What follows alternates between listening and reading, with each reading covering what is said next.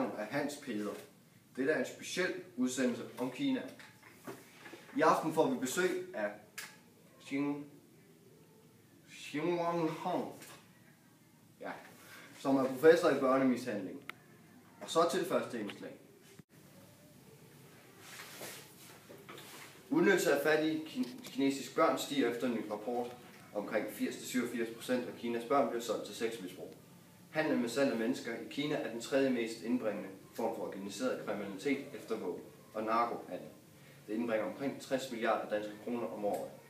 IOM, også kaldt International Organization of Migration, anslår, at mellem 600.000 og 800.000 mennesker bliver handlet over Kinas landsgrænser årligt, hvor i forhold til Amerika er det kun mellem 14.000 og 17.000. Og så til interview med Xin Wanhong, professor i børnemishandling. Goddag med dig.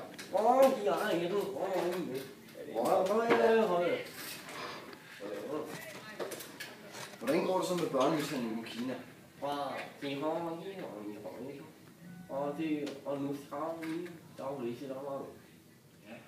Hvad så med salg af mennesker? Hvordan går det?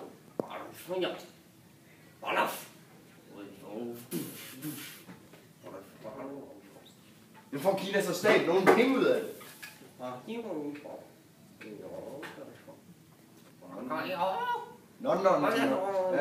Ja. Væk. Kommer børnene så et godt sted hen bagefter?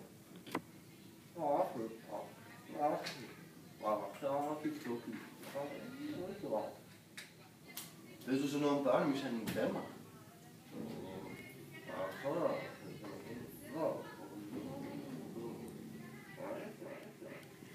Og så til sidst her, så har jeg et spørgsmål, som jeg tror alle jeres seere gerne vil vide noget om. Spiser de hunde i Kina?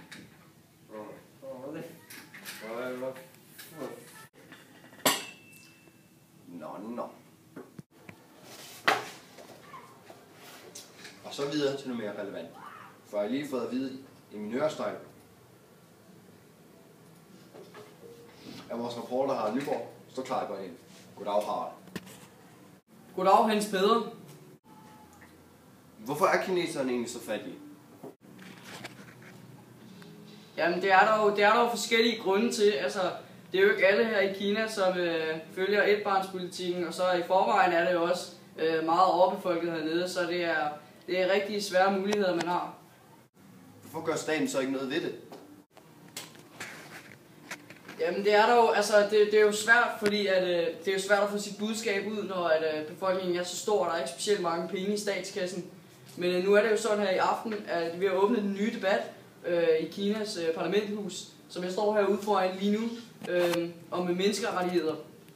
Hvor lang tid tager sådan en debat så? Jamen altså, debatten den kan jo tage fra 3 timer til flere dage, flere uger.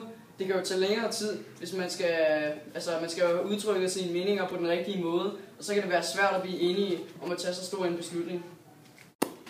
Jeg takker, Harald.